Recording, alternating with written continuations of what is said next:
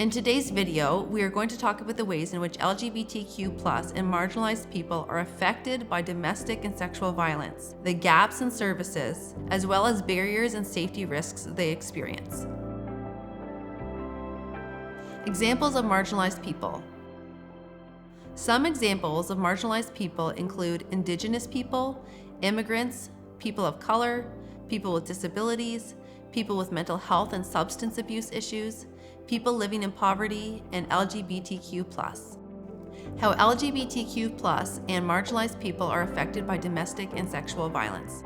Studies show that Indigenous women are twice as likely to suffer violence than other women and 32 times more likely to be hospitalized as a result of family violence. A 2016 study found that women and girls with disabilities are also twice as likely as their counterparts without disabilities to experience violence during their lives.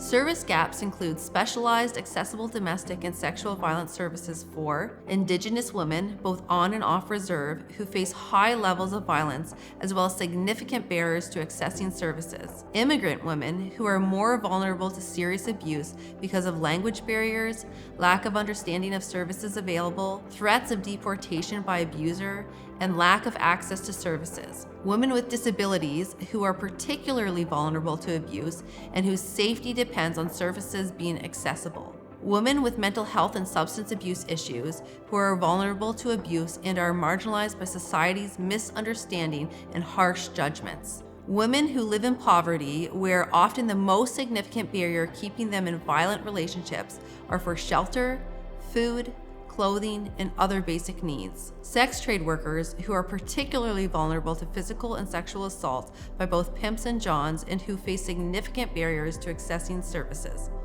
What are the barriers and safety risks for marginalized people from accessing supports? Being marginalized or disadvantaged in some way can not only increase safety risks for people, but can also make it more difficult for them to access support. For example, immigrant individuals may face heightened risk as a result of factors like language, social isolation, lack of information, and fear of deportation if they are on a spousal visa. Indigenous people also face barriers when it comes to accessing support. This includes abusive partners who may try to justify unequal power dynamics using cultural customs or traditional beliefs. They may also try to isolate the victims, limit what they're allowed to do and who they spend time with. Abusive partners may also threaten to take the children away, and a history of forced adoption in the Native communities may increase emotional trauma caused by these threats. LGBTQ+ may struggle to access resources based on prejudices against their gender expression or sexuality. Other obstacles include fear of isolation, shame or embarrassment around identity, and fear of not receiving services.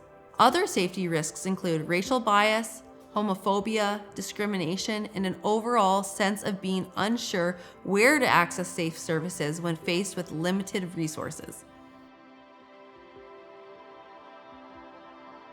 In conclusion, if you or someone you know is experiencing racial bias, homophobia, or discrimination, you can reach out for advocacy and support.